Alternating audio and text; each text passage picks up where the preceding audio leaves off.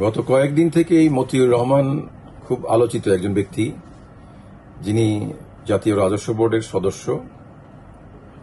তার বিরুদ্ধে কিছু অভিযোগ, তার অবৈধ সম্পদের, পাহাড় পরিমাণ সম্পদের তথ্য বিভিন্ন পত্রপত্রিকা এবং মিডিয়ায় এসেছে।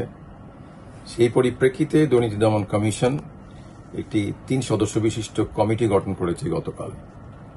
তাদের সেই কার্যক্রমের প্রথম ধাপ হিসেবেই আজকে দুর্নীতি দমন কমিশনের পক্ষে এই team leader Mohammad Anwar Hossain, deputy director, তিনি একটি আবেদন করেছেন যে 3 জনের নামে, অর্থাৎ মতিউর রহমান, তার স্ত্রী লায়লা কানিজ, যিনি উপজেলা চেয়ারম্যান, এবং তার পুত্র অর্ণব, এই 3 জন যাতে বিদেশে, 3 জনের বিরুদ্ধে অভিযোগ হচ্ছে যে তারা হুন্ডির মাধ্যমে, ওভার ইনভয়েসিং এবং আন্ডার ইনভয়েসিং এর মাধ্যমে বিদেশে অর্থ পাচার করেছে এবং বিভিন্ন অবৈধ পন্থায় তারা অর্থ উপার্জন করেছে এবং সেগুলোকে পাচার করেছে।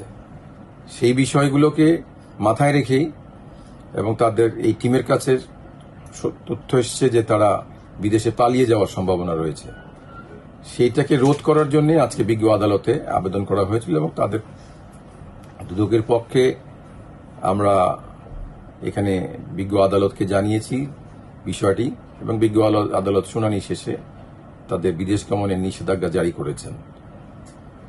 এরপর আমরা পর্যায়ক্রমে অনুসন্ধান টিম কাজ করে যাবে এবং যেটুকু রিকোয়ারমেন্ট থাকবে, যখন যেটুকু অনুসন্ধানের স্বার্থে প্রয়োজন হবে, আমরা বিজ্ঞ আদালতের অনুমতি নিয়ে সেগুলো পর্যায়ক্রমে হয়তো ক্রোক করা বা ফ্রিজ করা, আরো তথ্য যেগুলো দরকার সেগুলো আমরা করে যাব। এই আসামিদের যদি বিদেশে সম্পদ থেকে থাকে, সেক্ষেত্রে দুদকের পক্ষ থেকে কি পদক্ষেপ নেওয়া উচিত বা নেওয়া হবে কিনা? বিদেশে সম্পদ থাকলে সেটি আমরা অবশ্যই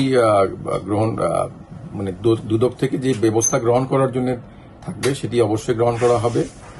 কিন্তু সেটি হচ্ছে এই অনুসন্ধান টিম আগে অনুসন্ধান প্রতিবেদন দাখিল হওয়া সাপেক্ষে সেখানে কি কি রিকোয়ারমেন্টস থাকে, অর্থাৎ মামলা কি পর্যায়ে নিয়ে যাওয়া হবে এবং মামলা হওয়ার পরে বিদেশ থেকে রিকভার করার জন্য যে সমস্ত আইনগত পদ্ধতি আছে সেই পদ্ধতির মাধ্যমে আমরা সেগুলো চেষ্টা করে যাব।